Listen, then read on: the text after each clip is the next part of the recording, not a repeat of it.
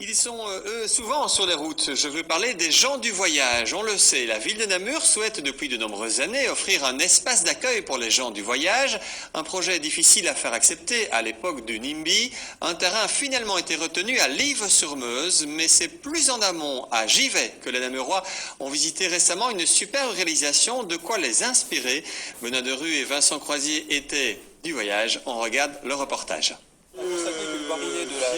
C'est à quelques encablures de chez nous à Givet que les Namurois ont pu découvrir l'aire d'accueil des gens du voyage installé ici depuis 2008.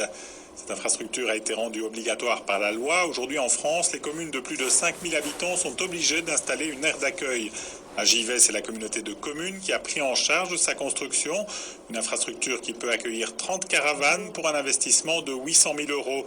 Et même si en hiver elle est peu fréquentée, les utilisateurs sont satisfaits.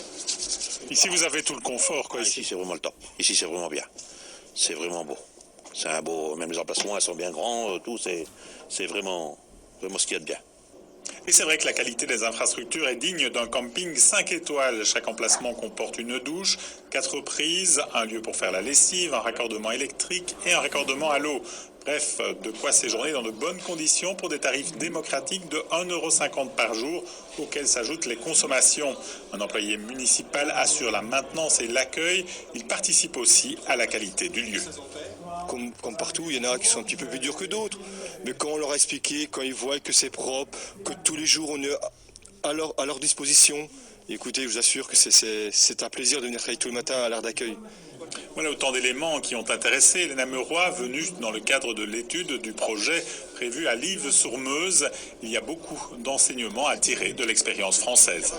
Soyons réalistes, on n'aura pas la capacité de développer une aire d'accueil de cet acabit, ne fût-ce qu'en termes de superficie, puisque l'aire qui est prévue de mettre sur pied du côté de Lives-sur-Meuse est plus petite en dimension, donc il faudra aussi repenser autrement sa configuration. Mais je pense qu'à travers ce voyage, on a énormément d'enseignements à devoir tirer sur des petites choses très pratiques pour améliorer effectivement l'accueil, s'assurer que le séjour se passera bien, au meilleur bénéfice à la fois des gens du voyage, mais aussi de la population riveraine, ce qui est aussi très important.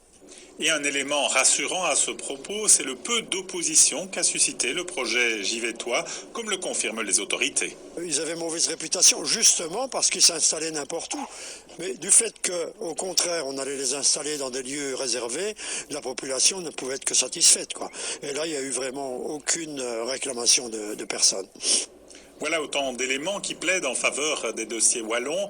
Le responsable du centre de médiation des gens du voyage est aussi séduit, mais il insiste sur l'importance du travail d'accueil, un travail qui est fait à Namur depuis de nombreuses années. Ce sera intéressant dans la mesure où ça apportera un plus au niveau de l'équipement et puis ça apportera aussi une note plus officielle à l'organisation du séjour des gens du voyage. Mais je dirais, nous, on distingue bien l'aspect matériel des choses de l'aspect humain et organisationnel dans la mesure où ce sera pour nous, mais ça c'est vraiment l'avis du centre de médiation, ce sera ça qui va faire la différence et l'aspect matériel est important aussi évidemment. À ce double titre, les Français ont réussi le pari à Givet. Il n'y a pas de raison que l'on n'y arrive pas aussi en Wallonie.